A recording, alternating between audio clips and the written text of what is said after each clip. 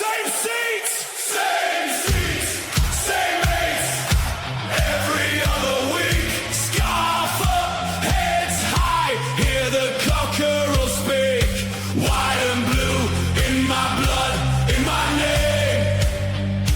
Born and bred for the lane, for the lane.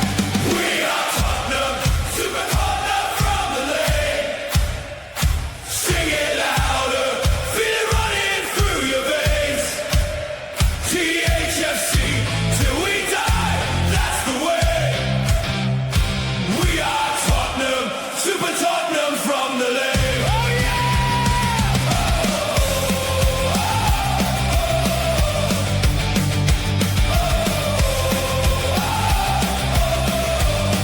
Hey, hey, old boys, young kids, all in one song. Heartbreak, hailstorms, still we march on. Under lights, under rain, it's the same. All in, all out, for the badge, for the name. We are Tottenham, super Tottenham from the lane. Sing it louder, feel it running through your veins. Thfc, till we die, that's the way. We are Tottenham, super Tottenham from the lane. Yes, guys, welcome back. Welcome to THFC 2 with Dying Home, top past, present, and exciting future, of course, on the Roberto De Zerbi. And this is your transfer rumour show. This is where I give you all the latest rumours flying around on all the different people, either from X, from football.london, from everywhere. Give me sport, wherever it is. If I think it's viable, I will give it to you first and fastest. And of course, the information I get from the people I use as well, just to give you that little bit more information. But guys, we're going to crack into it straight away. And yes, as we did talk on the main show tonight, Vicario has left Tottenham. He's gone to Juventus with a loan, with a buy option, £8.5 million, which works out, I was told tonight, to €15 million. So Juventus, this was from Fabrizio Romano. Juventus agreed deal to sign Gianluca Vicario from Tottenham. Here we go. Spurs accept loan proposal with buy option clause, but not mandatory. Vicario wanted to move, leaves the HFC today. New goalkeeper for Juventus. And is that the last time we see Gianluca Vicario at Tottenham? His contract does run out on June 2028. So will he do enough of a season at Juventus for them to buy him full time, or will he move somewhere else at the end of this season? Hard to know, but Vicario has now gone, and that sort of takes the pressure off, doesn't it, from De Zerbi? He knows who his three goalkeepers are. He knows which positions they're going to go in, and that, for me, is a good thing. Vicario, thank you for what you've done, but I just feel that you costing us too many points, and the mistakes you were making, you weren't learning from them. You sort of blamed everyone else by yourself. And I think responsibility as a goalkeeper does weigh heavy on your shoulders at Tottenham. But I just think it's a shame, because he had the talent to really be a brilliant Spurs goalkeeper. But it's just gone the other way, hasn't it? So Vicario gone, left Spurs, now playing for Juventus. Now, the next one that could be happening is Cody Gakpo. Liverpool, he can play in the left wing. He can play as a striker. He is 27 years old. Now, round about 50.4 to 61.6 million. But Tottenham are going to offer a bit more than that, because Liverpool value Gakpo at 60 to 70 million. So Tottenham are looking around 65 plus add-ons to secure a deal. But this, again, I think this is from football.london. Cody Gakpo is reportedly fully convinced about joining Tottenham Hotspur after talks with Roberto De Zerbi. Team Talk reports, this was also on Team Talks and football.london, reports that Liverpool stars agreed personal terms with Spurs, preparing to make an official move for the Liverpool winger this week. Liverpool value Gakpo between 60 and 70 million, while a package of around 65 million could be enough to secure the deal. And I think it will be enough. I think Gakpo will be a Tottenham player. He will be a Spurs player by the end of the window. And another new winger. And also he can play up front as well. So if we don't get our targets that we are looking for up front, it's handy that he can play in two positions, which for us is vital. And he is an upgrade, I think, on Solanke. He's an upgrade, I think, on Richie as well. And look, James disagrees with me. He thinks him and Solanke are the same, but let us know in the comments. What do you think, guys? Do you agree with me? Do you agree with James? And what's your opinion on Gakpo as well? Would he be a good signing? And is 65 million, is he too? Are we overpaying for the Liverpool winger? Or do you think that's just about right of a deal for him?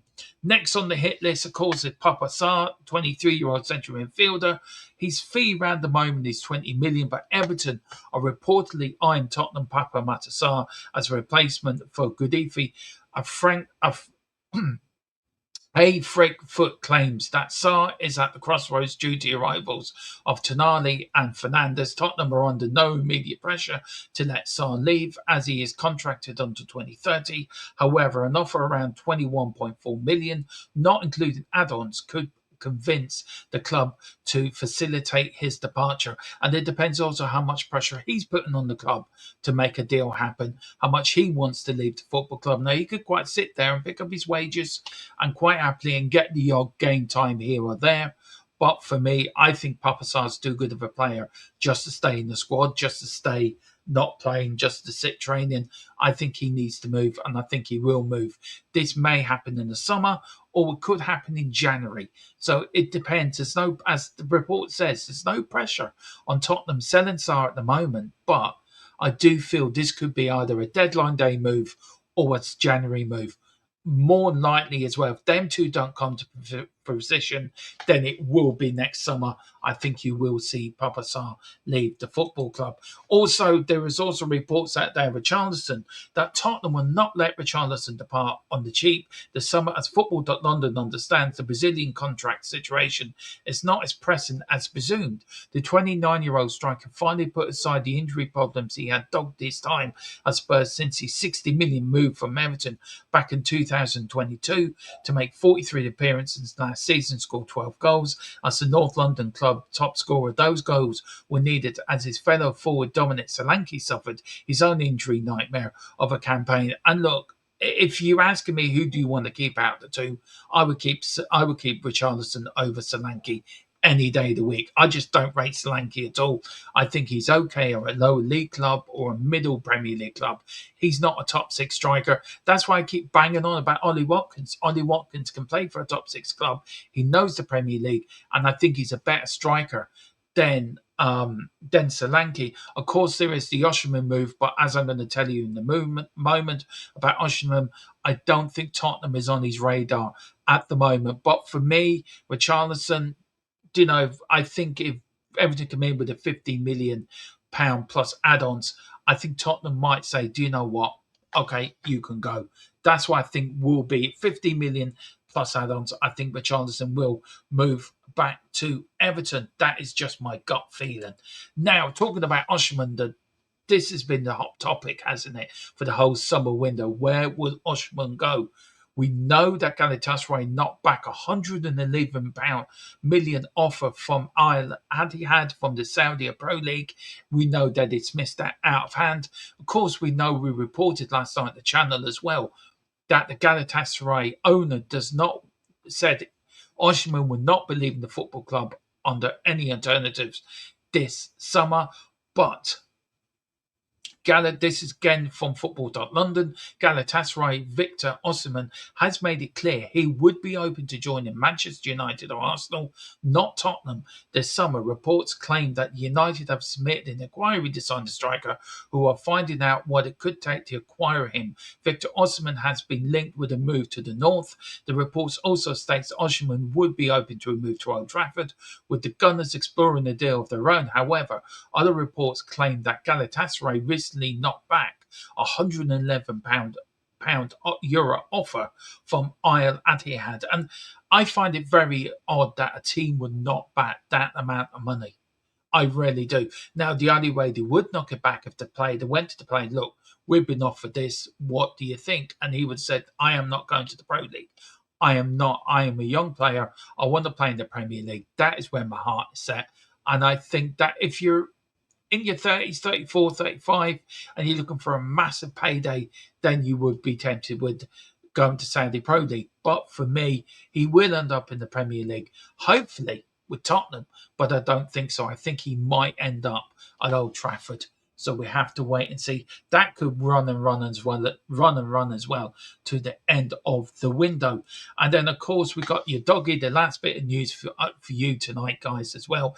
Destiny Udogie is reportedly open to a transfer from Tottenham this summer. Current reports claim, this is from Football.London as well, current reports claim that the 23-year-old could leave North London with AS Roma from Serie A keen on his signature. The Serie A side are said to be preparing an offer for the Italy international. Udogie is valued at around 25 million by Spurs. Again, 20 million plus add-ons. I think it gets the deal done. But saying that, we've got no cover then for left back. We've got no cover for right back. I know Archie Gray can fit in at right back, by the way, guys. But I think if you sell Udogie, then you need to buy into sort of backups for them positions. Now, we know Archie Gray can play right back. Maybe that's in De Zerbi's mind that, okay, we're going to revert you back to a right wing back. We're going to revert you as a backup to Porro.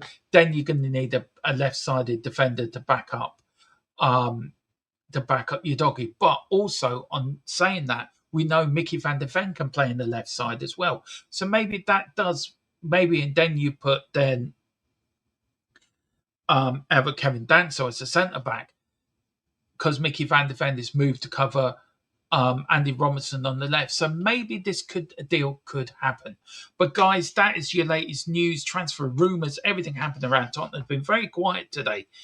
But more news as the week goes on. More news will come in. We'll do more of these sort of pre-records. We'll be doing them live as well. But guys, do hit a like, do hit subscribe on the channel. We're looking to get to 3K before the start of the season, so please get us there. Also, pick up your memberships. Also, 99 cent or P, whatever they are in your country, but it's cheap as anything. We offer the cheapest memberships on YouTube. It does keep us going, and all the money you give to us gets put straight back into the channel as well to make this channel even better graphics, better content for you guys.